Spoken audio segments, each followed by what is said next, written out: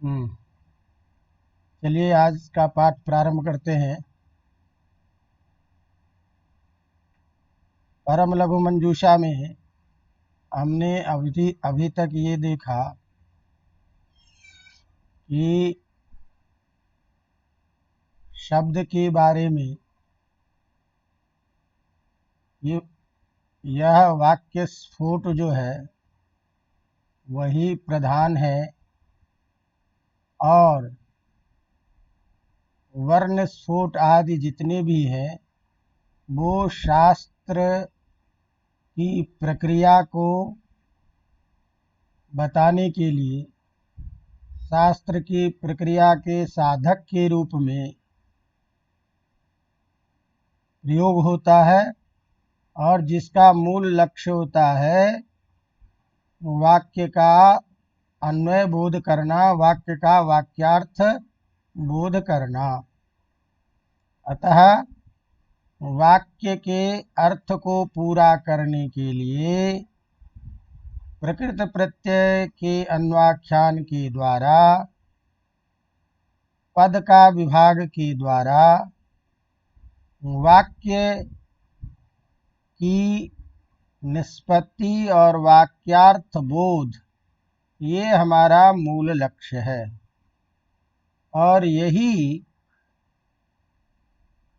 शब्द जो है वह प्रमाण के रूप में भी स्वीकार किया गया है। तो किसी भी पदार्थ की सिद्धि के लिए जब तक वह पदार्थ किसी प्रमाण से प्रमाणित नहीं हो जाता है तब तक उसके स्वरूप या उसकी सत्यता का बोध नहीं होता। अतः जो पदार्थ है प्रमेय, उसको प्रमाण के द्वारा सिद्ध किया जाता है। तो किसी वस्तु की सिद्धि में जो प्रमाण है वो प्रमाण अलग अलग आचार्यों के मत में अलग अलग कहे जाते हैं, लेकिन सामान्यतः प्रत्यक्षानुमानोपमान शब्द ये प्रमाण यद्यपि प्रत्यक्षतया हम अधिक प्रयोग करते हैं, लेकिन इसके अतिरिक्त भी अन्य अन्य आचार्यों के मत में प्रमाण माने जाते हैं। तो ये जो प्रमाण है, इस प्रमाण में शब्द भी प्रमाण है। शब्द से भी प्रमेय की सिद्धि होती है। ये गौतम के न्याय सूत्र के द्वारा भी आपको बताया गया और उसमें ये कहा गया कि आप्तोपदेश रूप जो शब्द है वह शब्द प्रमाण होता है। तो यहाँ तक हम पढ़ चुके थे कि शब्द भी प्रमाण है और उस शब्द से अर्थबोध होता है। तो शब्द में अर्थबोध की शक्ति है। शब्द अर्थ का वाचक होता है, ये सिद्धांत प्रायः सभी मानते हैं। अब प्रश्न ये है कि जब शब्द आपका प्रमाण है तो शब्द के प्रमाण स्वीकार करने पर जो शब्द कोई भी सुनता है तो सभी शब्दों के द्वारा सभी प्रकार के जो श्रोता है सुनने वाले, उनको बोध क्यों नहीं होता? सभी प्रकार के शब्दों से सभी श्रोता को बोध क्यों नहीं होता? दूसरी बात क्या है कि जब हम ये कहते हैं कि शब्द सभी अर्थ का वाचक है तो एक शब्द के सुनने से अन्य अर्थ का बोध क्यों नहीं होता है? तो इस तरह की स्थिति को ध्यान में रख के कहते हैं कि नहीं, कार्य के बिना, कारण के बिना कार्य नहीं होता है।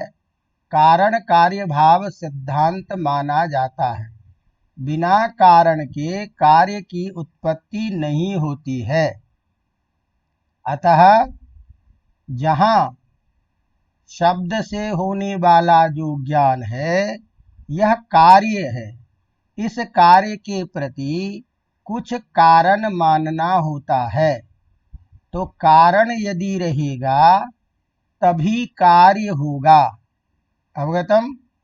तो यहाँ से मूल विषय आपका प्रारंभ होता है। पहले तो शक्ति का जो अलग से हम निरूपण करेंगे, उससे पहले शब्द में अर्थबोध करने की जो क्षमता है, सभी प्रकार के शब्दों से सभी प्रकार के अर्थों का बोध क्यों नहीं होता, या एक शब्द के सुनने से उससे भिन्न अर्थ का बोध, भिन्न शब्दों के अर्थ का ज्ञान क्यों नहीं होता है।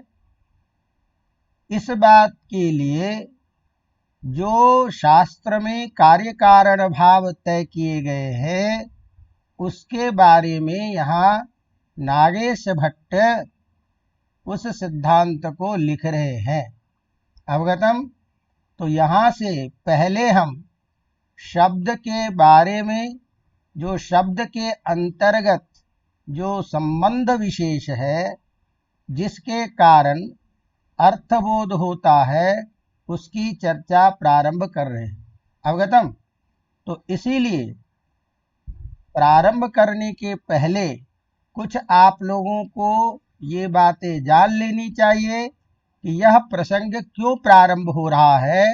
तो जैसे मैंने कहा कि भाई शब्दस्य यदि प्रामाण्यम स्वीक्रियते तदा शब्दस्य प्रमाजनकत्वे, प्रमा माने ज्ञान, तो शब्द जो है प्रमा का जनक है, इसीलिए प्रमाण है। तो प्रमा का जनक होने के कारण, प्रमा माने यथार्थक ज्ञान, तो यथार्थक ज्ञान शब्द के द्वारा होता है, शब्द अर्थ का बोध कराता है। यह बात तो सभी स्वीकार करते हैं, लेकिन सर्वैः शब्दैः सर्वेषां श्रोतॄणां बोधः कथम न भवति, सभी शब्दों से सभी प्रकार के श्रोताओं को बोध क्यों नहीं होता। अवगतम? तो कहते हैं कि नहीं कारणं विना कार्यस्य उत्पत्ति ही, कारण के बिना कार्य की उत्पत्ति नहीं होती। तो यहाँ हमारा कार्य क्या है? शब्द जन्य बोध, बोध माने ज्ञान। तो शब्द से होने वाला जो बोध है, उसी को व्याकरण में हम शाब्द बोध कहते हैं। अवगतम? अब कुछ जो चीजें हैं आपको अच्छी तरह से पहले शब्द को समझ लेना है, तब जाकर के यहाँ से पंक्ति समझ में आएगी। कोशिश करता हूँ आपको आसानी से उस शब्द का या उस पंक्ति का अर्थ समझाऊं। तो एक बार पंक्ति का अर्थ समझ लेंगे, फिर उसके बाद में हम उसके ऊपर कुछ चर्चा करेंगे। तो हमने अभी क्या कहा कि शब्द से जो होने वाला बोध है, बोध माने ज्ञान, तो शब्द जन्यो यो ही बोधः स एव शाब्द बोध इति उच्यते। शब्द से होने वाला जो ज्ञान है, उसी को हम शाब्द बोध कहते हैं। तो शाब्द बोध क्या है? एक कार्य है। शाब्द बोध हमको करना है, शाब्द बोध होना है, शाब्द बोध उत्पन्न होता है। इसीलिए शाब्द बोध रूपी यह जो कार्य है, इस कार्य के प्रति भी कोई कारण होना चाहिए। अवगतम? तो शाब्द बोध, शब्दजन्य बोध रूपी कारण, कार्य के प्रति कारण क्या है, कौन से ऐसे घटक हैं, कौन से ऐसे संबंध हैं, जिसके कारण जो शब्द हम सुनते हैं, उस शब्द से अर्थबोध हमें कैसे उसी का होता है, अन्य का बोध क्यों नहीं होता। अवगतम? उसी बात को कहते हैं। तो इसीलिए शब्दजन्य बोध के प्रति भी कार्य कारण भाव जो है वो हमें स्वीकार करना पड़ेगा। अवगतम? तो उसी कार्य कारण भाव को बताने के लिए नागेश भट्ट प्रारंभ कर रहे हैं तद्धर्मावच्छिन्न विषयक शाब्द बुद्धित्वावच्छिन्नं प्रति तद्धर्मावच्छिन्न निरूपित वृत्ति विशिष्ट ज्ञानम हेतु हो। अवगतम। ये यहां से अब आपको समझना है थोड़ा, तो इसको थोड़ा सा कोशिश करते हैं कि आसान तरीके से समझाऊं। तो ध्यान दीजिए, इसमें मूल बात क्या है कि वृत्ति विशिष्ट ज्ञानम हेतु। हेतु माने कारण है। तो शब्द जन्य बोध में, अर्थात शब्द से होने वाले ज्ञान रूपी कार्य में वृत्ति विशिष्ट ज्ञान ही कारण होता है। अब यहां से ध्यान रखना है, क्या कारण होता है? वृत्ति विशिष्ट ज्ञान कारण होता है।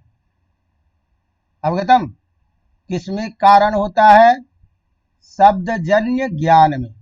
तो शब्द से होने वाले ज्ञान में एक दूसरा ज्ञान है, जो ज्ञान यदि आपको है तभी शब्द से होने वाला ज्ञान होगा। और वो क्या है? तो कहा वृत्ति विशिष्ट ज्ञानम कारणम। वृत्ति विशिष्ट ज्ञान ही कारण है। तो एक शब्द में शास्त्रीय शब्दों के द्वारा ही यदि कारण को हम कहना चाहेंगे तो कहेंगे वृत्ति विशिष्ट ज्ञानम कारणम। अब ये जो वृत्ति विशिष्ट ज्ञान है, ये किस रूप में होता है, किस रूप में वृत्ति विशिष्ट ज्ञान होना चाहिए, इसके लिए इस पंक्ति में कह रहे हैं। तो दो चीजें इस पंक्ति में कही गई है, तो जिसकी चर्चा तो हम अभी करेंगे बाद में। कारण कि पहले से स्टार्ट कर दे तो समझ में नहीं आएगा, कम आएगा। तो सबसे पहली बात तो यहाँ कि ध्यान रखिए कि वृत्ति विशिष्ट ज्ञान जो हमने कहा कारण है, तो दिमाग में ये बातें आएगी पहले कि भैया ये वृत्ति क्या ज्ञान है। अवगतम। तो ये वृत्ति क्या चीज है? तो वृत्ति ज्ञान क्या है, ये जब तक वृत्ति पदार्थ का बोध नहीं होगा तो ऐसी स्थिति में वह वृत्ति ज्ञान जब तक नहीं है तो तद विशिष्ट ज्ञान क्या होगा। इसीलिए उस बात को कहते के लिए जब कहा कि वृत्ति विशिष्ट ज्ञानम, तो वृत्ति विशिष्ट में अलग अलग यदि हम करेंगे तो शब्द के द्वारा ये अर्थ निकलेगा वृत्त्या विशिष्टम इति वृत्ति विशिष्टम। वृत्ति से विशिष्ट, वृत्ति से युक्त। तो वृत्ति शब्द से तृतीया के एक वचन में बोलेंगे वृत्त्या विशिष्टम यद ज्ञानम तदेव हेतु। वृत्ति से विशिष्ट जो ज्ञान है वही कारण होता है। अब वृत्ति ही तावत कह, का वृत्ति, वृत्ति पदार्थ कह, ये यदि हम चलते हैं तो इसके लिए ये समझिए कि सामान्य अर्थ में कि शब्दों ही येन व्यापारेण स्वीयम अर्थम बोधयति स एव वृत्ति। तादृश व्यापार रूप जो संकेतक ग्रह है या शक्तिर है वही वृत्ति है। क्या कहा मैंने कि शब्द जिस व्यापार के द्वारा, कोई भी शब्द जिस व्यापार, व्यापार माने कार्य धर्म, जिस कार्य धर्म के द्वारा, जिस सत्ता के द्वारा, जिस संबंध के द्वारा अपने अर्थ को बोध करता है, उस प्रकार का जो व्यापार रूप जो संकेतक ग्रह है, उस संकेतक ग्रह को हम वृत्ति कहते हैं या उस शक्ति सामान्य को हम वृत्ति कहते हैं। तो ध्यान में रखिए, मैंने क्या कहा कि यह वृत्ति एक व्यापार रूप है। ऐसा व्यापार, ऐसा संबंध, ऐसी शक्ति कह लीजिए सामान्य रूप से, जिस शक्ति के कारण शब्द अपने अर्थ को बोध कराता है। अवगतम? इस प्रकार का शब्द में रहने वाला जो एक धर्म विशेष है, वह धर्म विशेष ही वृत्ति है। अवगतम?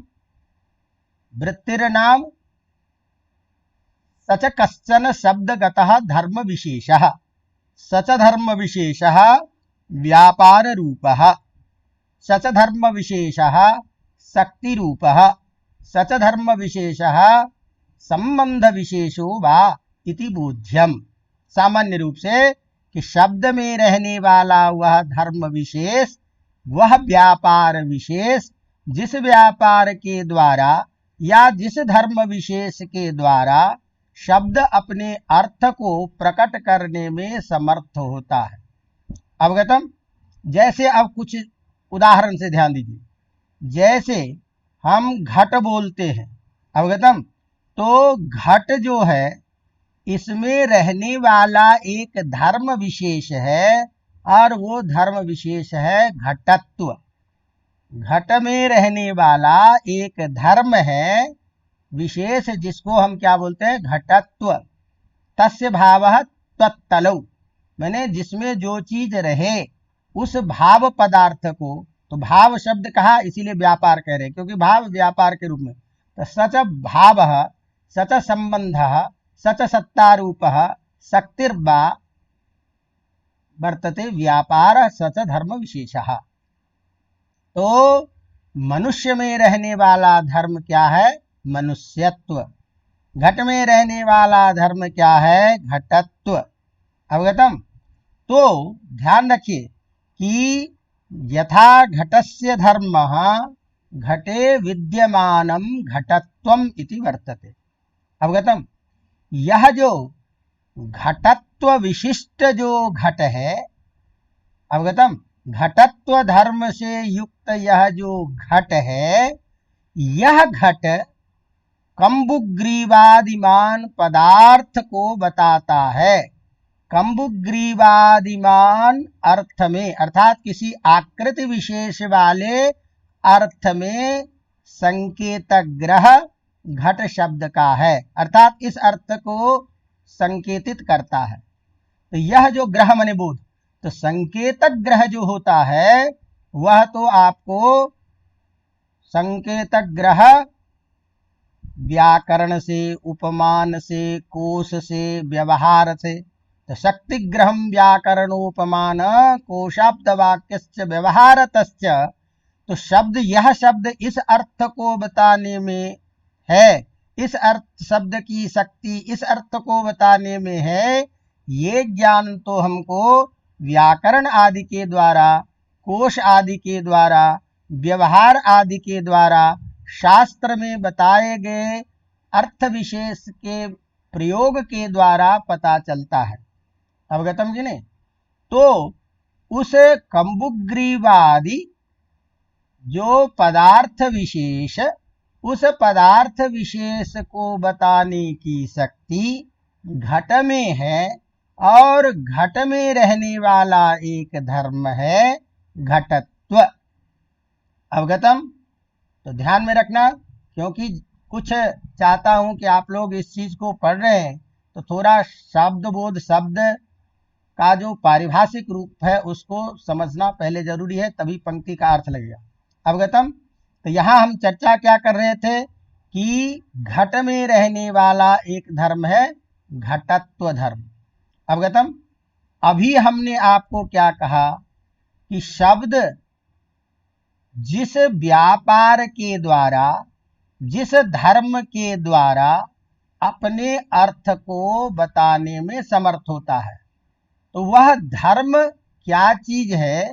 तो हमने कहा कि जैसे घट है, घट में रहने वाला एक धर्म घटत्व धर्म है, तो घटत्व धर्म से विशिष्ट जो घट, वह घट कंबुग्रीवादिमान पदार्थ में उसकी शक्ति है।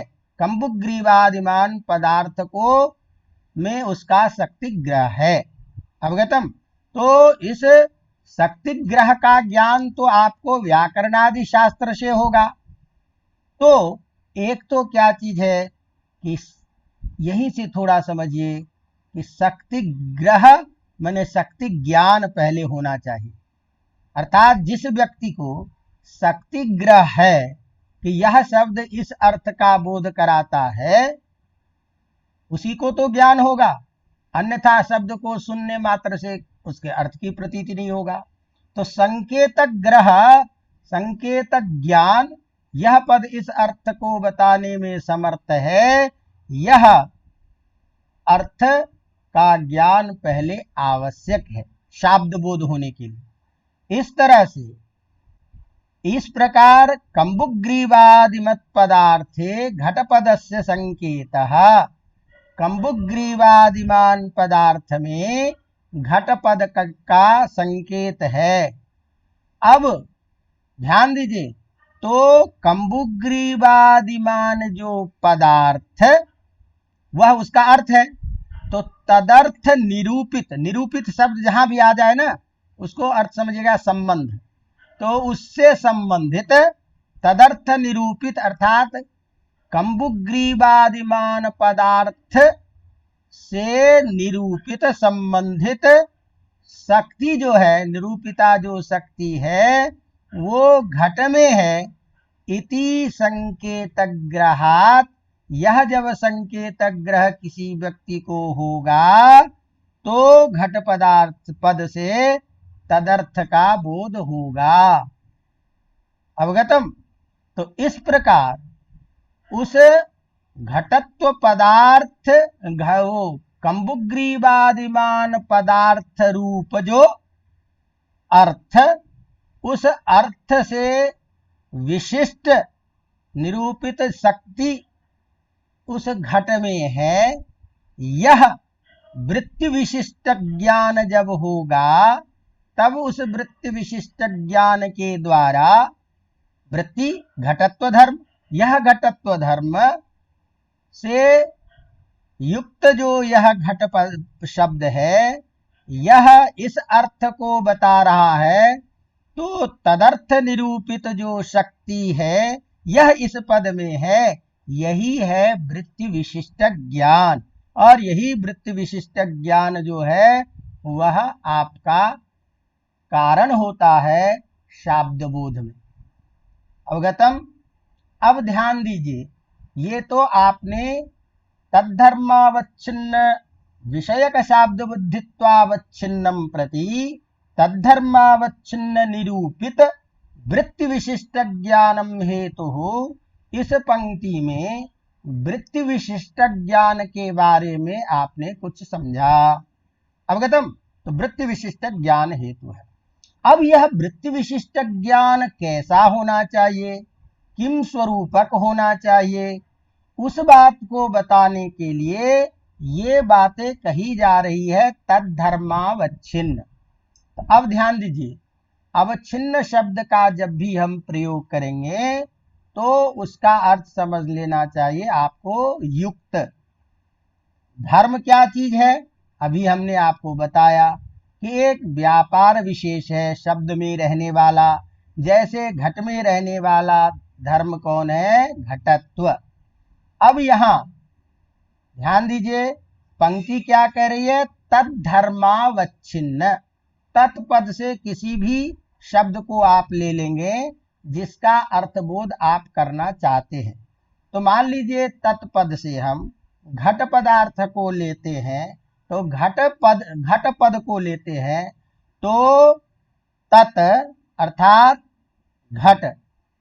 अब उस घट में रहने वाला जो धर्म है कौन, घटत्व, उस घटत्व धर्म से जो अवच्छिन्न है, घटत्व धर्म से अवच्छिन्न युक्त कौन है, घट है। तस्मात् क्या बोलेंगे, तद्धर्मावच्छिन्न। तो घटत्व धर्मावच्छिन्न, ये तो हो गया।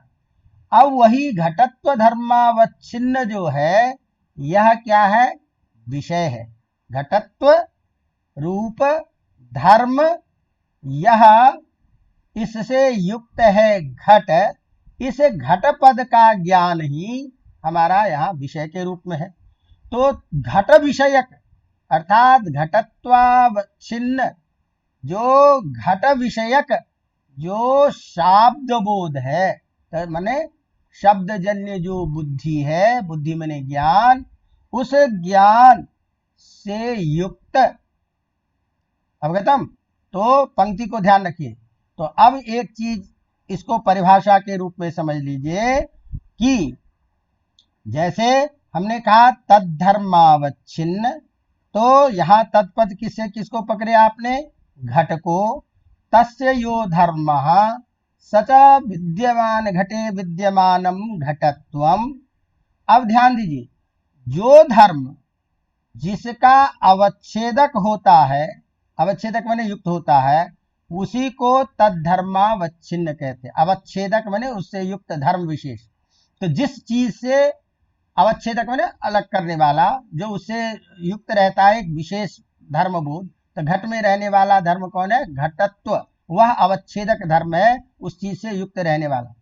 तो अन्य चीजों से वो दूसरे को अलग करता है, इसीलिए घटत्व धर्म घट में ही रहेगा, पटत्व धर्म पट में ही रहेगा। तो घट और पट इत्यादि को अलग करने वाला जो धर्म विशेष है, यह घटत्व और पटत्व है, इसीलिए अवच्छेदक होगा। तो यो यह तस्य यो धर्मः घटे विद्यमानम घटत्वम, यो धर्मः यस्य अवच्छेदकः भवति स तद्धर्मावच्छिन्नः। तो जो धर्म जिसका अवच्छेदक होगा, तो घटत्व धर्म जो है वह क्या होगा? घट का अवच्छेदक है, तो वही क्या कहलाएगा? तद्धर्मावच्छिन्नः। तो वह उससे धर्म। तो अत्र यहां पर में घटे धर्मः घटत्वम, तस्मात् घटत्व धर्मावच्छिन्नः कः? घटः। तो घटत्व धर्मावच्छिन्न कौन हो गया? घट। ये तद विषयक अर्थात घटत्वावच्छिन्न घट विषयक जो बोध है, अवगतम कि नहीं? तो वह क्या है? घटत्व धर्मावच्छिन्न विषय को, यह घटत्व धर्मावच्छिन्न जो विषय, उस विषयक जो शब्द बोध, शब्दजन्य ज्ञान, अवगतम, वह घट शब्दजन्य ज्ञान क्या हुआ? अयम घटः इत्याकारक जो ज्ञान है, वह ज्ञान ही घटत्व धर्मावच्छिन्न घट विषयक ज्ञान हुआ। अवगतम? इत्याकार को बोधो भवति। अवगतम? तो अब क्या निकला? तो इस प्रकार घटत्व धर्मावच्छिन्न विषयक घटोयम, यह जो है घटत्व धर्म से अवच्छिन्न विषय वाला यह घट है, इस शाब्द बुद्धित्वावच्छिन्नम प्रति, इस शाब्द बोध से के ज्ञान के प्रति, अवगतम, अर्थात वही शाब्द बोध से युक्त धर्म, तो शब्दजन्य जो ज्ञान है उसी को क्या बोलेंगे? शाब्द बुद्धित्व। तो बुद्धि माने ज्ञान, ज्ञान में रहने वाला धर्म कौन होगा? बुद्धित्व। तो उसी को क्या बोलेंगे? शब्द बुद्धित्वावच्छिन्न, अर्थात इस प्रकार के शब्दजन्य ज्ञान से युक्त जो है उस ज्ञान के प्रति। अवगतम? तो एक अंश तो इसमें यह है कि किसी भी शब्द से अर्थबोध करने के लिए तद्धर्मावच्छिन्न विषयक जो शाब्द बोध, शाब्द बुद्धित्वावच्छिन्न जो ज्ञान है, जो स्वरूप है, उसके प्रति अगली बात क्या कह रहे हैं? तद्धर्मावच्छिन्न निरूपित। तो अब यहां तद्धर्मावच्छिन्न से किसको हम पकड़ेंगे? जिसका हम शाब्दबोध करना चाहते हैं। तो किसका शाब्दबोध करना चाहते हैं? घट शब्द को। तो घट शब्द का शाब्दबोध करना चाहते हैं, तो उस घट पद जन्य शाब्दबोध के प्रति क्या होगा? तद्धर्मावच्छिन्न। तो तत्पद से उसी को पकड़ेंगे जिसका हम उल्लेख कर रहे हैं, जिसका ज्ञान प्राप्त करना चाहते हैं। तो बाद में जो तत्पद है उससे वही चीज ली जाएगी जिसका आप ज्ञान करना चाहते हैं। अभी आप किसका ज्ञान करना चाहते हैं? घट पद का। तो इसीलिए तद्धर्मावच्छिन्न, तो तद बने घट, तो उसमें रहने वाला धर्म कौन था? घटत्व। तो तद्धर्मावच्छिन्न घटः तेन निरूपित, अर्थात उस घटत्व धर्म से निरूपित जो वृत्ति विशिष्ट ज्ञान है, यही ज्ञान हेतु होगा, यही वृत्ति विशिष्ट ज्ञान कारण है। अवगतम? अर्थात पूर्व में जिस शब्द से आप ज्ञान करना चाहते हैं, वह शब्द जिस धर्म से युक्त होगा, तादृश धर्म से युक्त जो तद विषयक तद शब्द विषयक जो ज्ञान है, उस ज्ञान के प्रति तद विषयक जो तद्धर्मावच्छिन्न से निरूपित बना हुआ जो संबंधित जो वृत्ति विशिष्ट ज्ञान, वही ज्ञान क्या होगा? कारण है। तो तद्धर्मावच्छिन्न घटः तेन निरूपिता संबंधा, उससे निरूपित संबंध रूपी जो वृत्ति क्या है? घटत्व वृत्ति। तस्याह, उस घटत्व वृत्ति का विशिष्ट ज्ञानम कारणम भवति। अवगतम? तो इसका क्या अर्थ निकला कि अब पंक्ति समझ में आ गई। तद्धर्मावच्छिन्न विषयक शाब्द बुद्धित्वावच्छिन्नम प्रति, तो तद्धर्म से किसको पकड़ेंगे? जिस किसी का भी शाब्द बोध कर अर्थ करना चाहते हैं।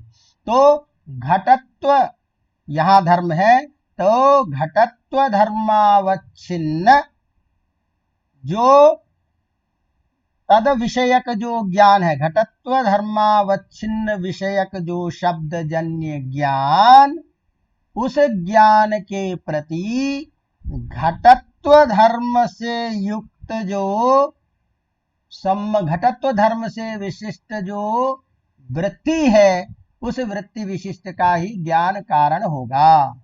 अवगतम? तो उस शब्द में वही वृत्ति विशिष्ट ज्ञान कारण होगा। तो जिस शब्द का बोध करेंगे, तद वृत्ति विशिष्ट, तद निरूपित वृत्ति विशिष्ट ज्ञान आवश्यक है, वही कारण होता है। इसीलिए इस तरह के कार्य कारण भाव, तो कारण क्या हुआ? ये दोनों पंक्ति, तो ये एक इसमें विशेष्य पद है। विशेष्य क्या है? बाद वाला। और उसका विशेषण कौन है? प्रथम वाला। अर्थात तद्धर्मावच्छिन्न विषयक शाब्द बुद्धित्वावच्छिन्नम प्रति, इस प्रकार का ज्ञान के प्रति यह क्या है? विशेषण। और तद्धर्मावच्छिन्न निरूपित वृत्ति विशिष्ट ज्ञान जो है, ये है विशेष्य दल। तो इस प्रकार के विशेष्य विशेषण भाव के द्वारा कार्य कारण भाव बताना चाहते हैं। तो शाब्द बोध रूपी जो यह कार्य है, इस कार्य में इस विशेषण और विशेष्य से युक्त यह जो वृत्ति विशिष्ट ज्ञान है, यही कारण होता है। अवगतम? समझ में आ रही बात? तो इसीलिए ध्यान दीजिएगा कि इस पंक्ति में ये पंक्ति कारण है। अवगतम? और कार्य क्या है? शाब्दबोध। तो उस शाब्दबोध रूपी कार्य के लिए ये एक कारण है, और वह कारण वृत्ति विशिष्ट ज्ञान जो है, उसके पीछे ये जो चीजें जुड़ी हुई है, इससे ही क्या होता है कि जिस शब्द को का संकेत ग्रह हमको हुआ है, तद्धर्मावच्छिन्न वृत्ति विशिष्ट ज्ञान ही कारण होता है, जिसके चलते उस शब्द से उसी शब्द का अर्थबोध होता है, दूसरे शब्दों का अर्थबोध या सभी शब्दों से सभी अर्थ का बोध नहीं होता। अवगतम? इसीलिए कहते हैं तद्धर्मावच्छिन्न विषयक शाब्द बुद्धित्वावच्छिन्नम प्रति तद्धर्मावच्छिन्न निरूपित वृत्ति विशिष्ट ज्ञानम हेतु। ये कारण कार्य कारण भाव स्वीकार करने से क्या होगा? अब ध्यान दीजिए, क्या होगा कि जिसको वृत्ति विशिष्ट ज्ञान नहीं है कि यह पद इस अर्थ में सक्त है, और इस संकेत ग्रह का ज्ञान जिसको नहीं है, यह शब्द इस धर्म से युक्त है, इससे निरूपित यह शब्द है, यह यदि ज्ञान नहीं होगा तो इस कार्य कारण भाव के बिना कहीं अर्थबोध नहीं होगा। और इसके करने से क्या होगा? नाग उसी बात को लिखते हैं, अतएव अतएव अर्थात एतादृश कार्य कारण भाव स्वीकारादेव, ईदृश कार्य कारण भाव स्वीकारादेव तद्धर्मावच्छिन्न विषयक शाब्द बुद्धित्वावच्छिन्नं प्रति तद्धर्मावच्छिन्न निरूपित वृत्ति विशिष्ट ज्ञानम हेतु इस कार्य कारण भाव के स्वीकार करने के कारण ही नागृहीत वृत्तिकस्य शाब्दबोध, जिसको वृत्ति ज्ञान नहीं है, वृत्ति ज्ञान नहीं है जिसके पास, तो ना अग्रहीत वृत्ति येन सह अग्रहीत वृत्ति कह तस्य, अर्थात जिसने वृत्ति का ज्ञान ग्रहण नहीं कर लिया है, वृत्ति का ज्ञान जिसको नहीं है, ऐसे व्यक्ति को उस शब्द के सुनने पर भी उस शब्द का अर्थबोध नहीं होता है। अवगतम? तो यहां तात्पर्य क्या हुआ कि भैया शाब्द बोध उसी को होगा जिसको वृत्ति विशिष्ट ज्ञान है। तो इससे यह सिद्धांत निकला, एतेन यद्धर्म प्रकारक वृत्ति ज्ञानम तद्धर्म प्रकारक एव शाब्दबोध, जिस धर्म के से युक्त जो जिस धर्म क्या है, जो भी होगा धर्म, उसको हम प्रकार बोलते हैं। प्रकार का मतलब विशेषण, प्रकार का मतलब क्या होता है? हमेशा विशेषण। तो घट में रहने वाला धर्म कौन है? घटत्व। तो घटत्व क्या है? विशेषण, इसीलिए हम इसको बोलेंगे प्रकार। अवगतम? तो यद धर्म प्रकारक अर्थात घटत्व धर्म प्रकारक वृत्ति ज्ञान जो है, जिसका है वह यादृश घटत्व यादृश धर्म प्रकार ज्ञानम वृत्ति ज्ञानम तद्धर्म प्रकारक एवं, उसी प्रकार का अर्थात घटत्व धर्म प्रकार का घटत्व धर्म रूप विशेषण वाला ही शाब्दबोध होता है।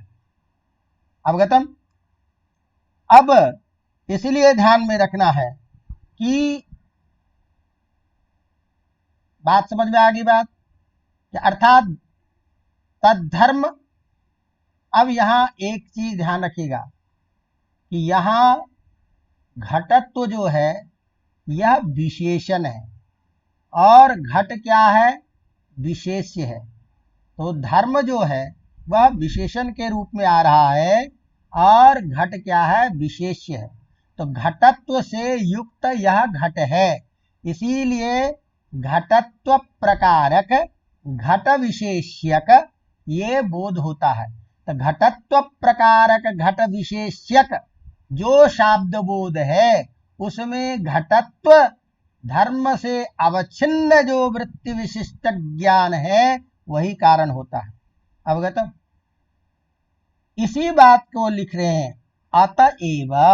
और भी अब बात समझ में आ रही बात, अर्थात यद्धर्म प्रकारक वृत्ति ज्ञानम तद्धर्म प्रकारक एव शाब्द बोध, यह जो आपका फलितार्थ निकला, इस फलितार्थ में प्रमाण दे रहे हैं कि जिस यद्धर्म प्रकारक ज्ञान होता है उसी प्रकारक वृत्ति विशिष्ट तद्धर्म प्रकारक ही शाब्द बोध होता है। इस बात में उदाहरण के द्वारा, प्रमाण के द्वारा इस बात को और समझाना चाहते हैं। तो जैसे ध्यान दीजिए कि जैसे हम जब ये तय कर दिया कि यद्धर्म प्रकारक, ये तय कर दिया और धर्म से आपको समझा दिया कि घट में रहने वाला जो धर्म है घटत्व वही लिया जाएगा, अन्य चीजें नहीं ली जाएगी। तो इसीलिए हम कहते हैं कि जिसको इस प्रकार का ज्ञान है उसी को शाब्द बोध होगा। इससे एक बात और भी आई कि जैसे मान लीजिए किसी ने गुड़ बोला, तो गुड़ बोला तो गुड में रहने वाला धर्म कौन है? यहाँ गुड शब्द में रहने वाला धर्म गुडत्व। तो गुडत्व धर्मावच्छिन्न गुड विषयक शब्द बोध के प्रति गुड धर्म प्रकारक जो वृत्ति विशिष्ट ज्ञान है, गुड धर्मावच्छिन्न निरूपित वृत्ति विशिष्ट ज्ञान जो है वही कारण होगा। अवगतम? तो तद्धर्म प्रकारक ही बोध होगा, अर्थात गुडत्व धर्म प्रकारक गुड का बोध होगा। इससे क्या हुआ कि इससे कोई यदि ये कहे कि गुड में रहने वाला एक विशेष जो एक पदार्थ बोध होता है, गुड़ मधुर होता है, मीठा होता है, तो मधुरत्व जो ज्ञान है वह गुड शब्द के बोलने से नहीं होता है। अवगतम? तो इस बात क्यों कि यहाँ मधुरत्व प्रकारकतया गुड पद की उपस्थिति नहीं है। गुड पद की उपस्थिति किस रूप में है? गुडत्व धर्मावच्छिन्न गुड विषयक शब्द बुद्धित्वावच्छिन्न के प्रति गुडत्व धर्मावच्छिन्न निरूपित वृत्ति विशिष्ट ज्ञान ही कारण होता है। तो गुडत्व धर्मावच्छिन्न हमको चाहिए, और गुडत्व धर्मावच्छिन्न निरूपित वृत्ति विशिष्ट ज्ञान से गुड़ का ही बोध होगा। गुड़ से जो नित्य प्रकार से जो बोधमान, गुड़ के सुनने से जो हमको मधुरता का ज्ञान होता है, वह मधुरता का ज्ञान इस गुड़ पद से नहीं होगा। अवगतम? इसी बात को प्रमाणतया लिखते हैं, अतएव इसीलिए, अर्थात यद्धर्मावच्छिन्न, बात समझ में ना, यद्धर्म प्रकारक वृत्ति ज्ञानम तद्धर्म प्रकारक एव शाब्द बोधो भवति। अत्र किम प्रमाणम? प्रमाण क्या है? उसके लिए कहते हैं कि इसी तरह से तद विषयक शाब्द बोधम प्रति तद निरूपित वृत्ति ज्ञान से हेतुत्व स्वीकारेणेव गुड इति पदस्य उच्चारणे प्रकारीभूत गुडत्व धर्मस्य। तो प्रकारीभूत, प्रकार माने विशेषण, तो प्रकार के रूप में जो धर्म विशेष है कौन? गुडत्व। तो गुडत्व धर्मस्य एव बोधो, गुडत्व धर्म रूप धर्मस्य एव बोधो भवति। अवगतम? ये बात समर्थ पद विधि उस सूत्र के भाष्य में भाष्यकार ने ये बातें कही कि इसीलिए भैया गुडत्व, गुड शब्द से गुडत्व प्रकारक जो धर्म विशेष है तद विशिष्ट तत्प्रकारक बोध, तत्प्रकारीभूत गुडत्व धर्म का ही बोध होगा, और वही तद विशेषक शब्द आपका गुड पद शब्द बोध, गुड पद से होने वाला शब्द ज्ञान होगा। अवगतम? उसी बात को कहते हैं इति समर्थ सूत्रम, समर्थ पद विदितु सूत्रम भाष्यस्थम संगच्छते। इत्थम गुडादि शब्देन गुडत्व जात्यवच्छिन्नो गुडपदवाच्यः। गुडत्व, गुड़ आदि शब्द के द्वारा गुडत्व जात्य से अवच्छिन्न, अर्थात गुडत्व धर्म से युक्त यह गुड़ पद वाच्य है। यह गुड़ पद का अर्थ है, गुडत्व जात्य धर्म से अवच्छिन्न यह गुड़ है, इस प्रकार का बोध होता है। क्यों होता है? क्योंकि आपने कारण के जो कारण बताया उस कारण के दल में क्या दे दिया, अर्थात कार्य कारण भाव जो आपने बताया उसमें आपने क्या रख दिया कि यतो ही कार्य कारण दले, कार्य कारण भाव जो दल है उसमें धर्म पद से गुडत्व का ही ग्रहण होगा, न तो मधुरत्वस्य, गुडत्व का ही ग्रहण होगा, मधुरत्व का ग्रहण नहीं होगा। तो कहा फिर ऐसी स्थिति होगी तो मधुरत्व का भान कैसे होगा? जो होता है गुड पद से, गुड पद के सुनने से, गुड सुनने मात्र से मधुरत्व की भी प्रतीति हो रही है, वो कैसे होती है? आप तो कहते हो कि नहीं भाई मधुरत्व की प्रतीति नहीं होगी, क्योंकि यद्धर्म प्रकारक जो आपका यद्धर्मावच्छिन्न विषयक शाब्द बोध करना होगा, तद्धर्म प्रकारक वृत्ति विशिष्ट होना चाहिए। और तद्धर्म प्रकारक से जैसे घट से घटत्व लिया उसी तरह से गुड़ से गुडत्व ही लिया जाता है, लिया जाएगा। तो गुणत्व ही लिया जाएगा। इसीलिए तद गुणत्व प्रकारक जाति विशेषक जो यह अर्थ है, यह अर्थ गुण पद का है, ये अर्थबोध ही होता है, मधुरत्व का बोध उससे नहीं होगा। अवगतम। तो धर्म पद का यदि उल्लेख नहीं करते तब तो समस्या थी, लेकिन धर्म पद के उल्लेख कर देने से घट में रहने वाला जो धर्म जैसे घटत्व है, उसी तरह से गुण में रहने वाला जो धर्म गुणत्व है, वही प्रकार रूप में भाषित होता हुआ गुण पद का अर्थ बोध कराएगा। इसीलिए गुण पद का अर्थ होगा गुणत्व जात्यवच्छिन्न अयम गुण। तो गुण पद से, गुणत्व धर्म से अवच्छिन्न यह, अर्थात अवच्छिन्न जाति विशेष, गुणत्व क्या जाति विशेष, तो गुणत्व जात्य धर्मावच्छिन्न यह गुण पद है, यही ज्ञान होगा, न कि मधुरता का ज्ञान। फिर मधुरता का ज्ञान कैसे होगा? कहा मधुरता का ज्ञान तो भैया अनुमान से होता है, वो प्रकारांतर से होता है मधुरत्व की प्रतीति। उसी बात को लिखते हैं, अतएव अतएव च नहीं गुण इत्युक्ते मधुरत्वम प्रकारतया गम्यते। विशेषण के रूप में यहां मधुरत्व का बोध नहीं होता।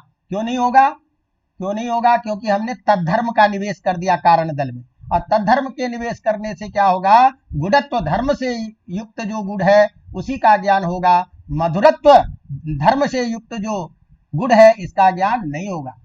अवगतम।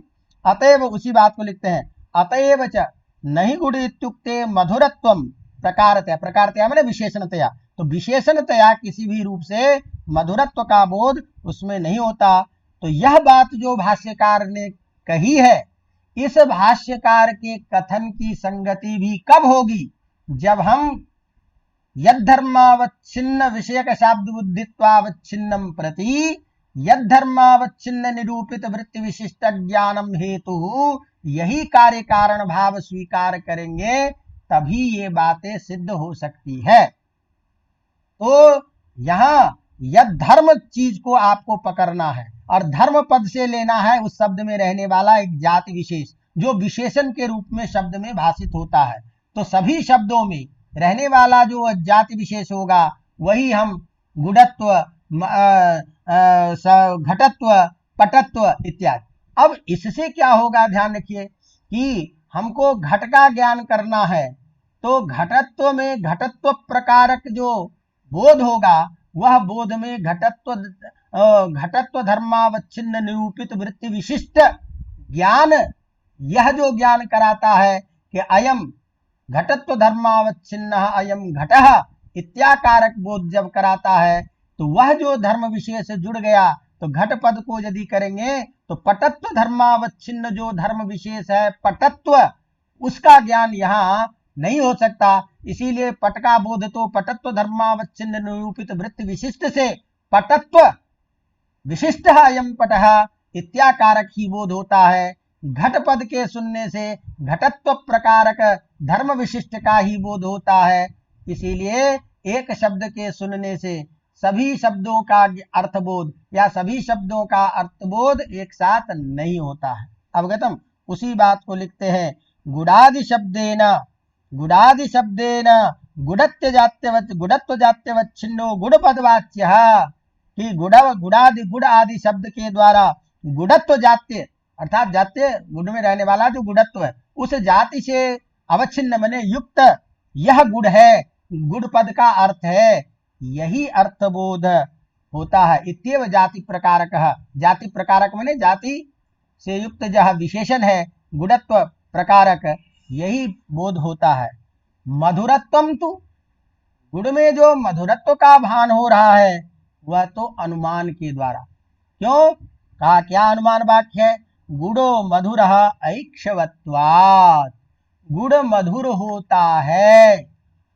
क्यों होता है भाई? गन्ना से बने होने के कारण, गन्ना से बने होने के कारण, इक्षु का विकार होने के कारण, ऐक्षवत्वात् माने इक्षु का विकार है, इक्षु माने गन्ना, तो गन्ने का विकार है गुण, इसीलिए हेतु है कौन? ऐक्षवत्वात्। गुणो मधुरः, तो मधुरत्व हम सिद्ध करना चाहते हैं किसमें? गुण में। तो जिसमें सिद्ध करना चाहते हैं वो होता है पक्ष, जो सिद्ध करना चाहते हैं वो है साध्य, जिसके रहने पर सिद्ध करना चाहते हैं वो होता है हेतु। तो ऐक्षवत्वात् क्या है? हेतु। उसमें मधुरत्व की सिद्धि करना चाहते हैं तो मधुरत्व क्या है? साध्य। किसमें सिद्ध करना चाहते हैं? पर्वत गुण में। इसीलिए पर्वतो वह्निमान् धूमात्, यह पर्वत आग वाला है धुआं होने के कारण। इस वाक्य में जैसे धूम हेतु के द्वारा पर्वत पक्ष पर, पर्वत रूपी जो पक्ष, उस पक्ष पर वह्नि रूपी जो साध्य, उस साध्य का ज्ञान हम करते हैं अनुमान के द्वारा। अब अनुमान की प्रक्रिया अलग बात है।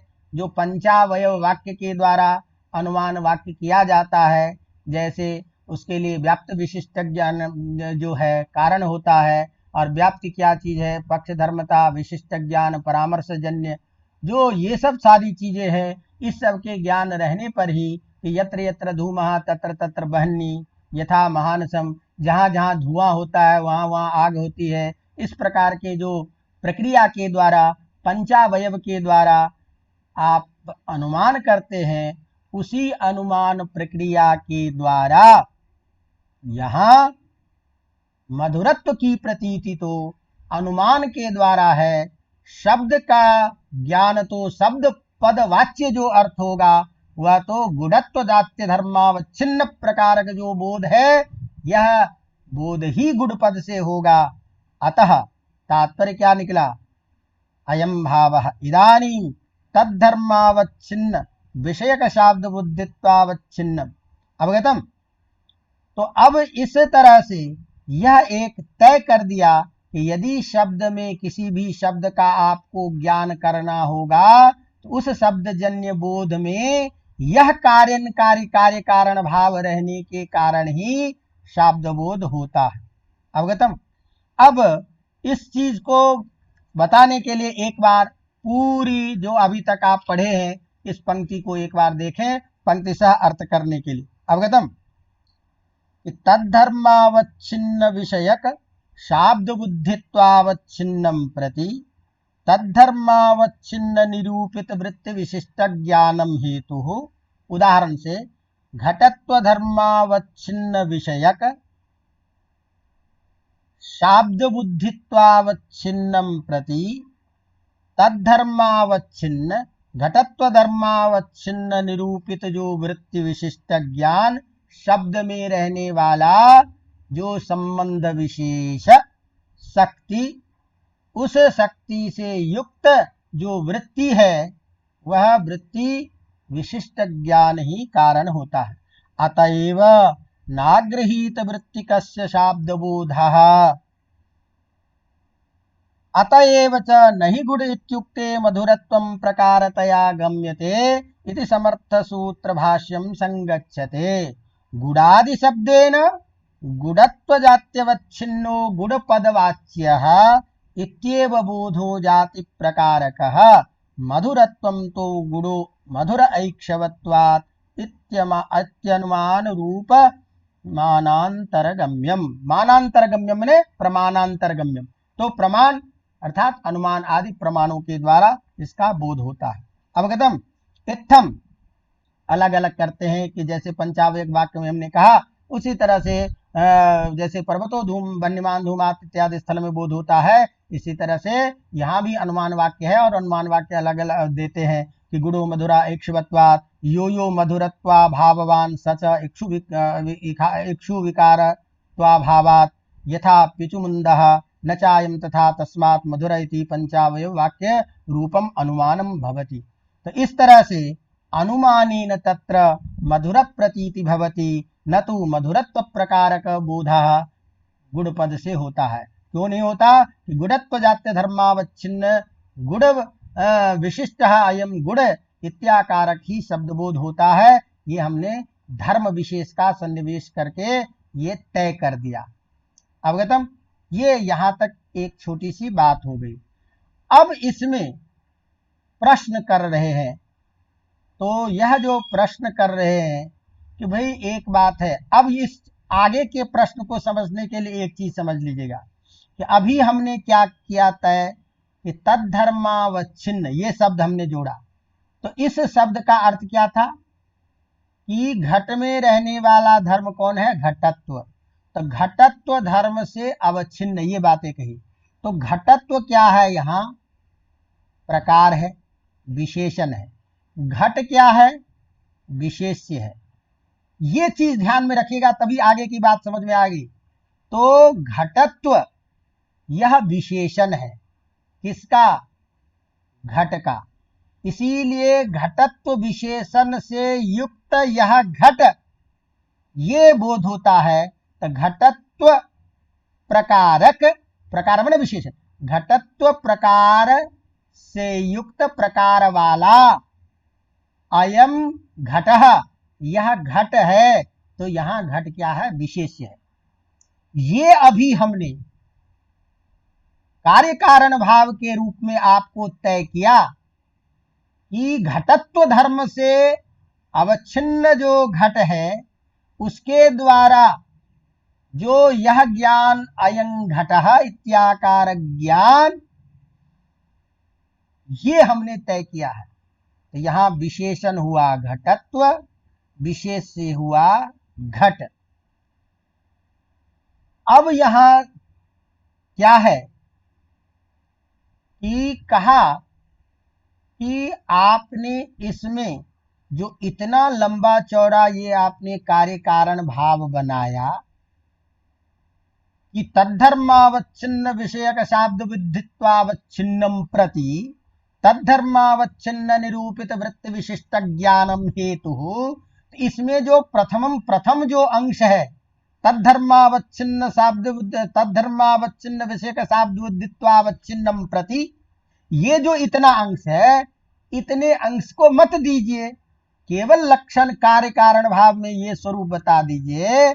तद्धर्मावच्छिन्न निरूपित वृत्ति विशिष्ट ज्ञानम हेतु, वृत्ति विशिष्ट ज्ञानम हेतु, इस पद में तद्धर्मावच्छिन्न वृत्ति विशिष्ट ज्ञानम हेतु मैंने कहा था इसमें दो दल है। एक जो है पूर्व वाला हिस्सा वो क्या है? विशेषण है। और बाद वाला जो है तद्धर्मावच्छिन्न निरूपित वृत्ति विशिष्ट ज्ञानम हेतु, ये विशेष्य है। तो इस विशेष्य दल में और एक विशेषण दल है, तद्धर्मावच्छिन्न विषयक शाब्द विद्धित्वावच्छिन्नम प्रति, ये विशेषण है पूर्व इस बाद वाले पद का। तो कहते हैं कि इतना लंबा चौड़ा आप जो लक्षण किए हैं, इसमें केवल इतनी ही बातें कहते कि तद्धर्मावच्छिन्न निरूपित वृत्ति विशिष्ट ज्ञानम हेतु, इतनी ही कहिए। तद्धर्मावच्छिन्न विषय शाब्द बुद्धित्वावच्छिन्नम, यह जो विशेषण अंश है, यह जो पूर्व वाला जितना भी पद समुदाय है, इस विशेषणांश को देने की क्या जरूरत है?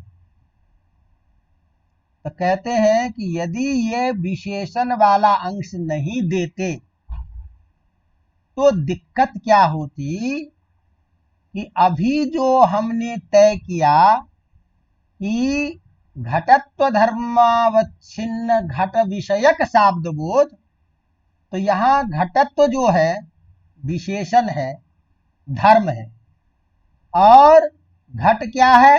विशेष्य, धर्मी। जो धर्म जिसमें रहेगा, तो जिसमें रहेगा वो क्या कहलाएगा? धर्मी। तो घट कौन है? धर्मी। घटत्व क्या है? धर्म। तो घटत्व धर्म से युक्त यह घट है, यह ज्ञान हो रहा है और यह ज्ञान अपेक्षित है। लेकिन यदि मान लीजिए किसी को यह उल्टा ज्ञान हो गया भ्रम बसात, उल्टा ज्ञान क्या हुआ कि घटत्व जो है उसको वो विशेष्य समझ ले। अभी घटत्व क्या है? हमारा विशेषण। और उसको घटत्व जो है, इस घटत्व विशेषण को विशेष्य समझ ले, और घट जो है उसको वो विशेषण समझ ले। अर्थात उसका ज्ञान यदि घटावच्छिन्न घटत्व, अब ध्यान दीजिए अंतर क्या बोल रहा हूं, घटावच्छिन्न घटत्व अयम घटः, तो घटावच्छिन्न घटत्वे सक्तम। तो यहाँ घटावच्छिन्न घटत्व, इस वाक्य में घटत्व रूप जो ज्ञान हुआ वो ज्ञान घट से अवच्छिन्न है। तो यहाँ विशेष्य कौन हो गया? घटत्व, और विशेषण क्या हो गया? घट। तो इस प्रकार यदि किसी को धर्म धर्मी का किसी कारणवश विपरीत ज्ञान हो गया, विशेषण को विशेष्य के रूप में समझ लिया, तो ऐसे जो विपरीत विशेष विशेषण भाव वाली स्थिति आ जाएगी, उस स्थिति में शब्द बोध न हो जाए, गलत शब्द का अर्थ बोध न होने लग जाए, इसीलिए यह विशेषण वाला जो अंश है, तद्धर्मावच्छिन्न विषयक शब्द बुद्धित्वावच्छिन्नम प्रति, यह जो विशेषणांश है, इस विशेषणांश को देना जरूरी है। अर्थात यदि केवल लक्षण में बाद वाली पंक्ति तद्धर्मावच्छिन्न निरूपित वृत्ति विशिष्ट ज्ञानम हेतु इतना ही कहते, तो जहां कहीं भी किसी भी कारण से किसी को विशेष विशेषण भाव में विपरीत ज्ञान हो गया, अर्थात घटत्वावच्छिन्न घट विषयक शब्द बोध यह ज्ञान ना हो करके घटावच्छिन्न घटत्व यह बोध होने लग जाए, ऐसी स्थिति में इस प्रकार के विपरीत ज्ञान होने पर भी इसी प्रकार का शब्द बोध होने लग जाएगा, गलत अर्थ बोध होने लग जाए। तो इस प्रकार विपरीत ज्ञान होने पर शब्द बोध न हो जाए, उस शब्द बोध को रोकने के लिए विशेषणांश दिया गया है। ये हमने अभी आपको थोड़ा सा समझने के लिए कहा। इसी बात को आगे के द्वारा प्रश्न तो नहीं कह रहे हैं, लेकिन उत्तर बता रहे हैं। समझ पा रहे बात? तो आपको आगे की पंक्ति कहने के पीछे क्या हेतु है, ये हमने पंक्ति को समझाने के लिए आपको कहा। अवगतम? तो इसी बात को कहते हैं कि इस कार्य कारण भाव में दो अंश है। तद्धर्मावच्छिन्न विषयक शाब्द बुद्धित्वावच्छिन्नम प्रति एकम विशेषण दलम, यह एक विशेषण दल है। और तद्धर्मावच्छिन्न निरूपित वृत्ति विशिष्ट ज्ञानम, यह विशेष्य दल है। तो लक्षण में तद्धर्मावच्छिन्न निरूपित वृत्ति विशिष्ट ज्ञानम हेतु इत्येव विशेष्यांश एव स्वीकर्तव्यम। अवगतम? क्यों? कार्य के दल में, मैंने कार्य जो रूपी है उसमें विशेष विशेषण भाव का आपने सन्निवेश क्यों किया, दोनों चीजें क्यों कही? अवगतम? उस बात को ध्यान में रख करके कह रहे हैं अगली पंक्ति, विशेष विशेषण भाव व्यत्यासेन, अर्थात विशेष विशेषण भाव का व्यत्यास माने उल्टे। व्यत्यास क्या हुआ? अभी हमको ज्ञान क्या हो रहा था? घटत्व धर्मावच्छिन्न घट विषयक घट विशेष्यक बोध। उल्टा क्या होगा? घटावच्छिन्न घटत्व विशेष्यक बोध। तो घटावच्छिन्न घटत्व विशेष्यक बोध होने पर घट विशेषण बन गया। इस तरह से धर्म धर्मी का विपरीत ज्ञान हो जाने पर विशेष विशेषण भाव में उल्टा ज्ञान जिसको किसी कारण से हो गया, ऐसी स्थिति में विशेष विशेषण भाव व्यत्यासेन उल्टा करके गृहीत शक्ति कस्य, किसी को व्यत्यास के रूप में शक्ति ग्रह हो चुका, तो ऐसा जो विपरीत शक्ति ग्रह जिसको हो चुका है, तादृश गृहीत शक्ति कस्य, अर्थात कीदृश शक्ति ग्रह से विशेष विशेषण भाव व्यत्यासेन, विशेष विशेषण भाव का उल्टा रूप में यदि ज्ञान हो गया, जिसको विशेषण समझना था उसको विशेष यदि समझ लिया, जिसको विशेष समझना चाहिए था उसको विशेषण यदि समझ लिया, ऐसा शक्ति ग्रह किसी को हो गया तो ऐसे व्यक्ति वाले को घट पदार्थ घटत्व विशिष्ट बोध वारणाय, ऐसे व्यक्ति को घट पद से घटत्व विशिष्ट बोध न होने लग जाए, इस बात के लिए इस कार्य कारण भाव रूप दल में तद्धर्मावच्छिन्नेति, तद्धर्मावच्छिन्न ये लक्षण जोड़ा, ये अंश जोड़ा। यदि ये अंश नहीं जोड़ते तो विशेष विशेषण भाव में व्यत्यास उल्टे रूप में शक्ति ग्रह जिस किसी को हो जाएगा, ऐसे स्थल में भी यह शाब्द बोध होने लग जाता। ऐसे व्यत्यास स्थल में शाब्द बोध न हो, उसको वो रोकने के लिए विशेषण अंश इसमें देना पड़ा। अवगतम? तो इस तरह से इस लक्षण में विशेषणांश भी आवश्यक है। अतः इसको यदि हम अब आप लोगों की भाषा में संक्षेप में यदि कहें, शास्त्रीय बातों को हटाने के लिए, तो एक साथ में समझिए कि जिस शब्द का अर्थ हमको पता है कि ये शब्द इसी अर्थ को बताएगा और इस शब्द में ये धर्म है, इस चीज से युक्त शब्द यह इस अर्थ को बताता है, ये दोनों चीजें आवश्यक है। एक तो संकेतक ग्रह आवश्यक है और उसमें तद्धर्म प्रकारक ज्ञान आवश्यक है। तो तद्धर्म प्रकारक ज्ञान से युक्त शक्ति ग्रह जिस शब्द का है, उसी शब्द का अर्थबोध होता है। इसलिए यह धर्म के निवेश करने से भी घट शब्द से घट प्रकारक घट विशेष का ही ज्ञान होगा, पटत्व धर्म से युक्त पट का बोध नहीं होगा, क्योंकि पट को बोध कराने के लिए पटत्व धर्म प्रकारक निरूपित वृत्ति विशिष्ट ज्ञान जो है वो ज्ञान हेतु आवश्यक है। अवगतम? इसीलिए भैया, तो अब जिसको मान लीजिए क्या है कि संकेतक ग्रह हुआ ही नहीं, उसको भी बोध नहीं होगा। जो संकेतक ग्रह किसी कारण से भूल गया, उसको भी नहीं बोध होगा। अवगतम? तो ये इसलिए तय किया कि वृत्ति विशिष्ट ज्ञानम कारणम। अब ध्यान दीजिए, व्याकरण में क्या होता है कि जब भी किसी को हम किसी से विशिष्ट बोलते हैं कि ये इससे विशिष्ट है, तो विशिष्ट होने पर ये तय करना होता है कि क्या विशेषता, वैशिष्ट क्या है।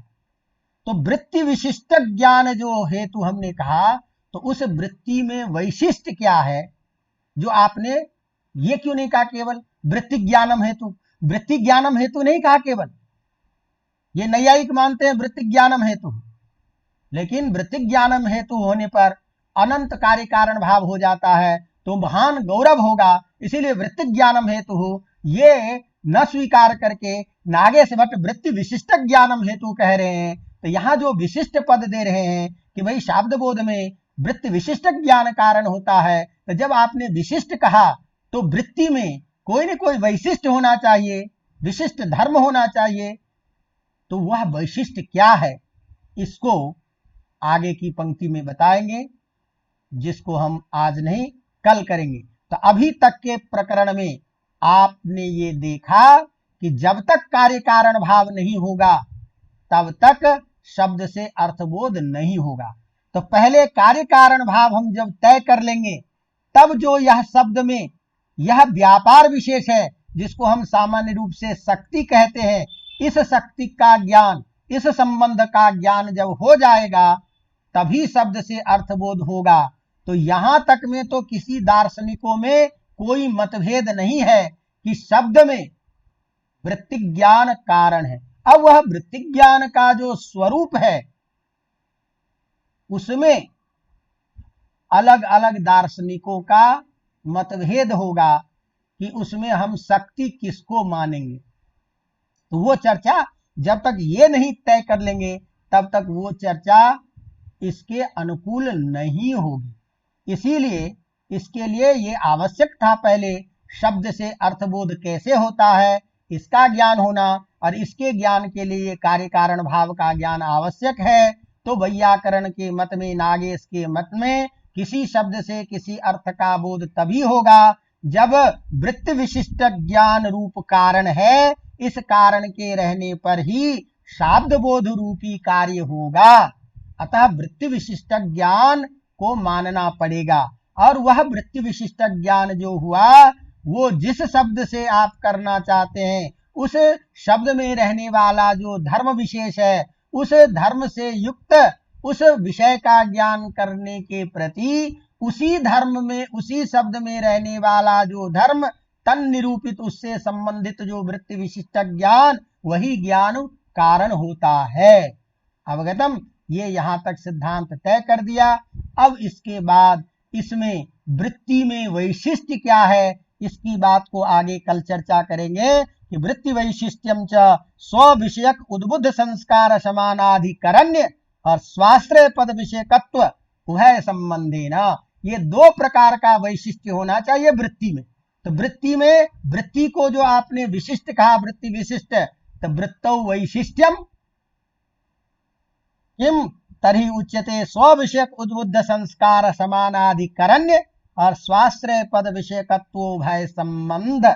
तो ये दोनों प्रकार के संबंध के द्वारा वृत्ति का विशिष्ट ज्ञान जो है वही वृत्ति विशिष्ट ज्ञान हेतु होगा। तो यह वैशिष्ट्य को एक बार समझेंगे तभी आपको इसका पूरा का पूरा अर्थ पता चलेगा कि क्यों नहीं, इसके कहने से क्या होगा, अन्य को अर्थबोध नहीं होता, या अन्य किस परिस्थिति में दूसरे का ज्ञान नहीं होता। ये सारी चर्चा कल करेंगे।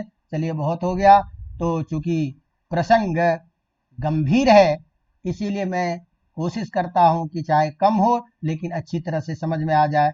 तो इस हिसाब से हमने आपको बताया, बाकी शेष चर्चा कल करेंगे। धन्यवाद।